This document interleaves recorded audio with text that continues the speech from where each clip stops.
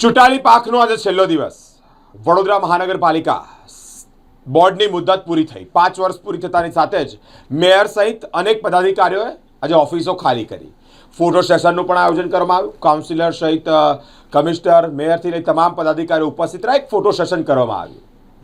કોંગ્રેસના જેટલા પણ કાઉન્સિલરો છે તેઓ હાજર ન રહ્યા, એટલે કે આ ફોટો સેશનમાં તેઓ ન જોડાયા. ચંદ્રકાંતભાઈ શ્રીવાસ્તવ કહી રહ્યા છે કે આવા કાર્યક્રમોમાં શું કરવા અમે ભાગ લઈએ? જો અમે પ્રજાનો અવાજ ત્યાં સુધી સત્તાધીશો સુધી પહોંચાડવાનો પ્રયત્ન કરતા હોય અને અવાજ દબાવવાનો પ્રયત્ન આ સત્તાધારી પક્ષના કાઉન્સિલરો કે એના આગેવાનો કરતા હોય તો પછી અમારા ફોટો સેશનમાં આવવાની કોઈ જરૂરત જ નથી.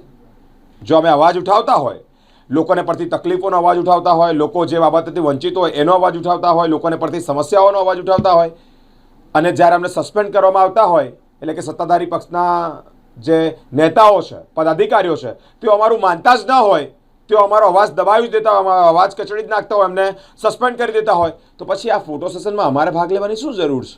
ચંદ્રકાંતભાઈ શ્રીવાસ્તવ એક તીખી પ્રતિક્રિયા આપી છે ફોટો સેશનમાં ભાગ ન લેવા બાબતે. આજે ફોટો સેશન થયું જેની અંદર ચૂંટાયેલી પાકમાં કોંગ્રેસના કાર્યકર્તાઓની ગેરહાજરી જોવા મળી છે, જે અંતર્ગત ચંદ્રકાંતભાઈ શ્રીવાસ્તવે પ્રતિક્રિયા આપી છે. સવાલ એટલો છે કે મને આજે 38 વર્ષ થયા. હજી મારી તબિયત સારી નથી, પણ 38 વર્ષની અંદર પહેલાં આવા લોકો જોયા મેં કે જે વાત સાંભળવા નહીં માંગતા હોય. બજેટની છેલ્લી સભા, જ્યારે હું કહું છું કે તમારા જ્યારે સભાસદો હતા ત્યારે 5-5, 3-3, 4-4 કલાક બોલતા હતા, કોઈ વાત સાંભળવાની નહીં. ચલો કોલેનમોટ કરીને કામ સસ્પેન્ડ કરી દો. એટલે જો તમે અમને માણસ જ ના કરતા હોય તો તમારી જોડે બેસવાનો મતલબ કંઈ ખરો? ફોટો સેશન એક સુહાગ વાતાવરણની અંદર બંનેના કલેશ દૂર થાય એ રીતે તમે ફોટોગ્રાફી કરો. તમે દાદાગીરી કરીને અમારી પાસે ફોટોગ્રાફી અમારે નથી કરવી ભાઈ, કરો ને તમે મજા. તમે વિચાર કરો કે 30 વર્ષમાં આ વડોદરા શહેરને તમે આપ્યું શું? 180 રૂપિયામાં 2 ટાઈમ પાણી મળતું હતું, એની જગ્યા પર 1200 ને 1600 રૂપિયામાં તમે એક ટાઈમે બી ગંદુ આપો છો. જે લોકોની પાસે કનેક્શન નથી ડ્રેનેજના, નથી પાણીના, ત્યાં બી તમે પૈસા લો છો. એટલે ચોરી ઉપર છે સીના ચોરી.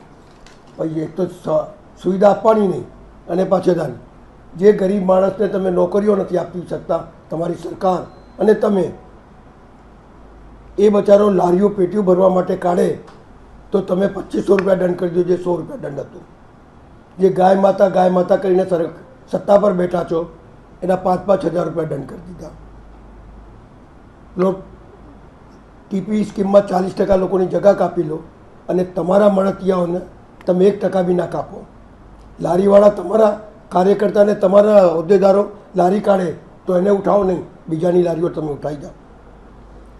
એ કહેતા ને કે ઇન્સાન કે મૃતદેહ પર બી તમે ધંધો કરી લીધો, 7,500 રૂપિયામાં સ્મશાનમાં અંતિમ ક્રિયામાં થયેલો, તો મૃતદેહ પર જે ધંધો કરતા હોય એની જોડે બેસાય? તમે વિચાર કરો. અમે બૂમો પાડતા રહ્યા કે 3,000 રૂપિયામાં અંતિમ ક્રિયા થાય છે. પહેલાં તો જબરજસ્તી ત્યાં લાકડા નહીં આપવાના, ત્યાં સુવિધા નહીં આપવાની, એટલે સ્મશાનમાં બૂમો પડે એટલે ફટાક દઈને 7,500 રૂપિયામાં આપી દીધું. હું તો વડોદરા શહેરના આપણા માધ્યમથી કહું છું, આ લૂંટારુઓ છે જે મૃતદેહ ઉપર બી ધંધો કરતા હોય એવા લોકોને સત્તા પર ના બેસાડાય. અમે એટલા જ માટે આ ફોટો સેશનમાં નહીં ગયા.